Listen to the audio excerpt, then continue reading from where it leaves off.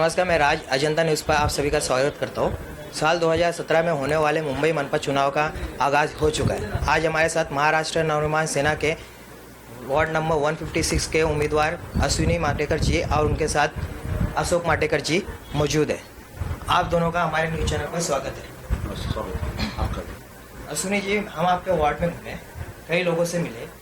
यहाँ कई लोगों ने कुछ प्रश्न पूछा आप लोगों के लिए जो कि हम आपको पूछना चाहते हैं। तो हमारा पहला प्रश्न ये है कि आप किन मुद्दों के साथ ये इलेक्शन लड़ना चाहते हैं? देखिए, ये वार्ड झुग्गी झोपड़ी का है, चाली का है। वैसे तो यहाँ पर बहुत सारे मुद्दे हैं। जो गए 10 साल से नगर सेवक हैं, उन्होंने जिस तरह से काम होना चाहिए उस तरह काम हुआ नहीं।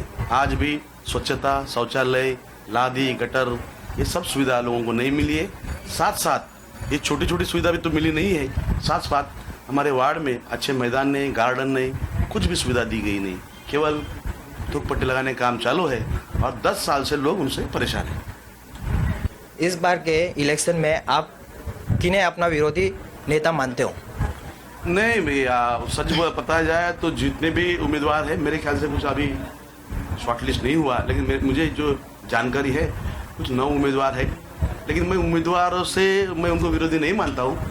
मैं जो हमारे वार्ड में समस्या जो है ना, जो भी आज भी इतने सालों के बाद भी और बीएमसी का इतना बड़ा बजट होने के बाद भी जो आज बेसिक नेसेसिटीज है, जैसे गटर, पानी, शौचालय, स्वच्छता और बहुत सारी सुविधा, ये अभी तक पूरी हुई नहीं है।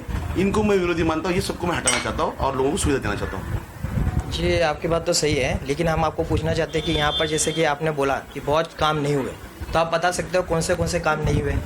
मैंने जैसे कहा ना, आज भी बेसिक नेसेसिटी जी, बड़ा काम तो बहुत दूर की बात है। जो छोटे छोटे रोजमर्रा की जिंदगी, हमें रोज के लिए जो जिंदगी के लिए लगते हैं, जैसे कि गटर हुआ, आज भी आप घूमो पूरे वार्ड में, आज भी गटर की समस्या है। आज भी पैसेज की समस्या है, जहाँ पर लादी नहीं, कोबा नहीं, कुछ नहीं, चलने को रास्ता नहीं ढंग से। स्वच्छता, सबसे बड़ा बात स्वच्छता। आज सब जगह हमारे देश में भारत स्वच्छ अभियान सब कुछ चल रहा है। मोदी जी इतना बड़ा बड़ा नारेबाजी, पोस्टरबाजी कर रहे हैं, लेकिन हकीकत क्या है? हकीकत क्या है? कुछ भी नहीं। आज पूरे वार्ड में आप जो सही कहीं पर कचरा खुला पड़ा है, उठा नहीं जा रहा है, सब जगह गंदगी फैली है। इस गंदगी की वजह से पूरे वार्ड में मलेरिया, डेंगू जैसी साथ आ गई है। आप सभी जानते हो, आप कहीं से भी आप पता लगाइए, सब जगह अस्वच्छता है।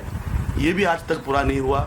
और पानी की समस्या ही है, बहुत सारी जगह पर बहुत कम इसमें पानी आता है, प्रेशर में कुछ जगह पर, ये भी समस्या है। ये हुई छोटी मोटी समस्या। जैसे कि बड़ी जो सुविधा हमें मिलनी चाहिए, कि हम लोग सब टैक्स पेयर है, ये जनता सब टैक्स पेयर है, इनको अच्छी अच्छी सुविधा मिलनी चाहिए। ये बीएमसी का काम है। और जिसका 38,000 करोड़ का बजट है और लगभग 51,000 करोड़ की एफडीज है बीएमसी की, उस महानगर पालिका में आज भी हमारे वार्ड में अच्छी अच्छी सुविधा हमें नहीं मिलती। जैसे कि अच्छे बच्चों को खेलने के लिए अच्छे मैदान, ना गार्डन है, ना मैदान है, ना सरकारी दवाखाना है, इतनी बड़ी बस्ती है, ना योगा सेंटर है, ना बच्चों को व्यायामशाला है, ना पढ़ने के लिए ग्रंथालय है, ना वाचनालय है। तो ये सभी चीज़ें यहाँ पर उपलब्ध नहीं है। हकीकत सच कहा जाए तो इस वार्ड के जो प्रतिनिधित्व करते हैं, उनका फर्ज है और लोगों ने उनको पूरा समय दिया है, 10 साल दिया है। 10 साल कम नहीं होता है। 10 साल में एक जनरेशन बड़ी हो जाती है।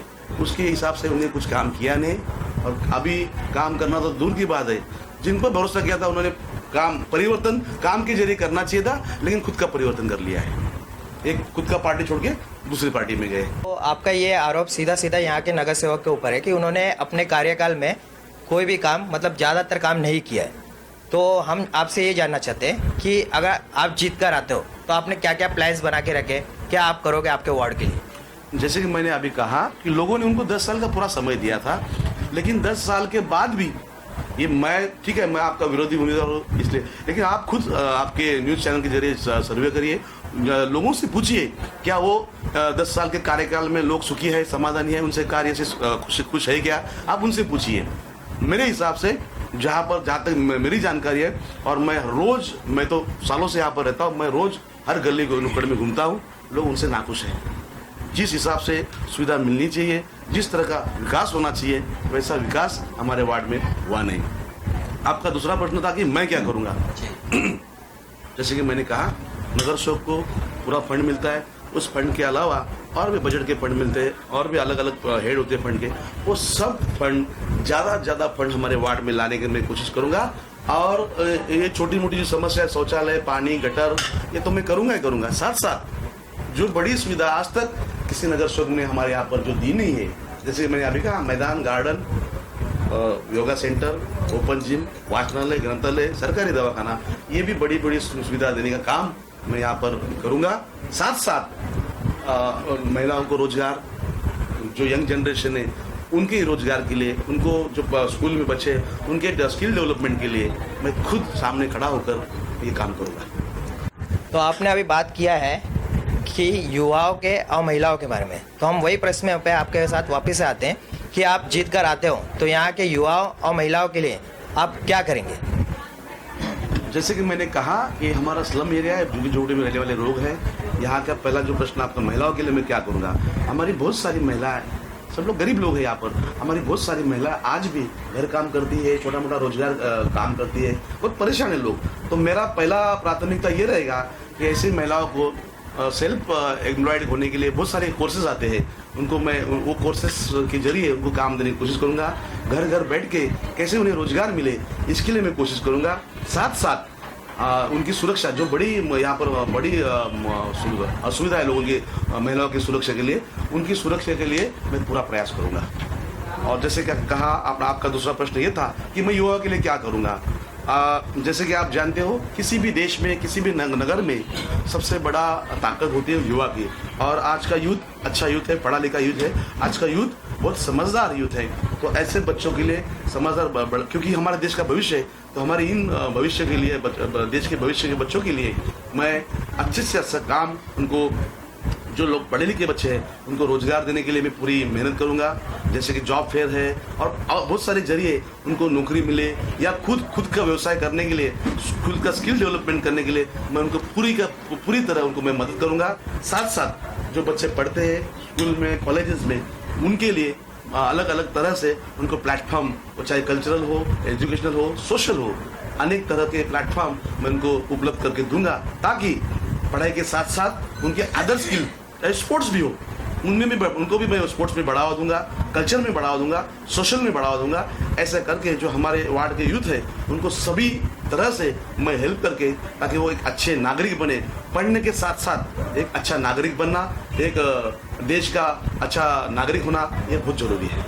अब बात चलिए युवाओं की, तो मैं आपको एक बात पूछना चाहता हूँ कि आपके वार्ड में बहुत NGOs है जो युवाओं के लिए काम करना चाहते हैं, जैसे कि यंग नेशन यूथ फाउंडेशन है, जो युवाओं को एकत्र करना चाहते हैं, उनको ताकत देना चाहते हैं, उनके लिए काम कर रहे हैं, सबको एकजुटता कर रहे हैं। तो आप कुछ ऐसा बताएंगे कि फ्यूचर में आप जब बन के आएंगे तो उनके साथ मिलकर आप कैसे काम करेंगे? आपने बहुत बढ़िया क्वेश्चन यहाँ पर पूछा, क्योंकि आज जैसे कि हमारे देश की लोक संख्या में यूथ ज़्यादा है और यूथ का अच्छी तरह यूज़ होना चाहिए। और आज का यूथ कुछ करना चाहता है, उनमें एक बोलते हैं ना जुनून है काम करने का। तो जैसे कहा कि हमारे वार्ड में अलग बहुत सारे यूथ के NGOs काम करे, और स्पेशली यंग नेशंस जो ऑर्गेनाइजेशन है, ये बहुत बढ़िया काम हमारे वार्ड में कर रही है। और इनके यूथ के ये फेडरेशन के जरिए बहुत सारे अच्छे काम मैंने सुना है और मैंने देखा भी है कि लोग बहुत अच्छे काम करे। ऐसे NGO को मैं पूरा का पूरा साथ दूंगा। उनको जब जिस चीज़ की जरूरत पड़ेगी मैं उनके साथ खड़ा हूँगा, और उनके माध्यम से यूथ के लिए अनेक और बहुत सारी आइडियाज़, या क्या बोलते हैं, बहुत सारे प्रोग्राम्स उनके जरिए मैं हमारे वार्ड में करूँगा। अब तक आप सुन रहे थे यहाँ के महाराष्ट्र नवनिर्माण सेना के विभाग अध्यक्ष अशोक माटेकर जी को। अब आप सुनेंगे यहाँ के महाराष्ट्र नवनिर्माण सेना के 156 के उम्मीदवार अश्विनी माटेकर जी को। नमस्कार, मी अश्विनी अशोक माटेकर. मी 156 वार्डामधून उमेदवारी लढत आहे आणि गेले 10 वर्ष माझे पती अशोक माटेकर, विभागाध्यक्ष अशोक माटेकर, हे सातत्याने लोकांमध्ये आहेत. लोकांची दुःख असो सुख असो ते लोकांमध्ये कामं करत असतात. आणि मला विश्वास आहे लेडीज वार्ड झाला तरी लोकांनी मला एक चान्स द्यावा, संधी द्यावी एक. कारण मलाही कुठेतरी वाटतं की लोकांना सुविधा दिल्या पाहिजेत. काहीतरी लोकांना दिले. या वार्डामध्ये कोणतीही सुविधा नाही आहे आणि साहेबांचं पण माटेकरांची ही इच्छा आहे की मला सुविधा द्यायच्या आहेत लोकांना, की एक संधी द्यावी लोकांनी. आणि एक बाई असते की पुरुषाच्या खांद्याला खांदा लावते, तसं मी त्यांच्या खांद्याला खांदा लावलेला आहे. मला सगळ्या लोकांनी एक चान्स द्यावा, एक संधी द्यावी. त्या संधीचं मी सोनं करून पूर्ण वार्डाचा विकास करून दाखवणार. आप दोनों ने हमारे न्यूज़ चैनल अजंता न्यूज़ के लिए टाइम दिया है, इसलिए आप लोगों का धन्यवाद. और जाते जाते हम चाहते हैं कि आप अपने मतदाता लोगों को कुछ बोलना चाहते हैं तो अजंता न्यूज़ की तरफ से आप बोल लीजिए. सबसे पहले आप यहाँ पर आए और हमें हमारी बात रखने का मौका दिया, इसलिए मैं अजंता न्यूज़ का बहुत बहुत आभारी हूँ.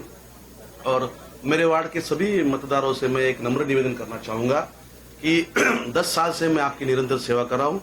किसी भी शासकीय निधि फंड ना होते हुए भी मैंने निरंतर लोगों की सेवा की है. हारने के बाद भी मैंने मैदान छोड़ा नहीं. हारने के बाद भी निरंतर 10 साल से मैं आप लोगों की सेवा कर रहा हूँ. तो मैं आप सबसे प्रार्थना करूंगा कि एक मुझे मौका दीजिए, और को 10 साल दिया, मुझे एक मौका दीजिए. वार्ड का विकास और एक नगर सेवक कितने अच्छे अच्छे काम कर सकता है मैं लोगों को बताना चाहता हूँ. और आप मुझे मतदान देने से आपको कभी मैं मायूस करूंगा नहीं, और आपने दिया वोट खाली नहीं जाएगा, और आपको हमेशा मुझ पर गर्व होगा. तुला मत द्या, तुमच्या राजाला साथ द्या. तो ये थे वार्ड नंबर 156 के महाराष्ट्र नवनिर्माण सेना के उम्मीदवार अश्विनी माटेकर जी और उनके साथ अशोक माटेकर जी. तो हम तो यही चाहते हैं कि इस वार्ड में जितने भी मतदाता हैं वो खुलकर आए और वोटिंग करें, क्योंकि वोट ही आपकी एक ताकत है. आगे की न्यूज़ के लिए देखते रहिए अजंता न्यूज़.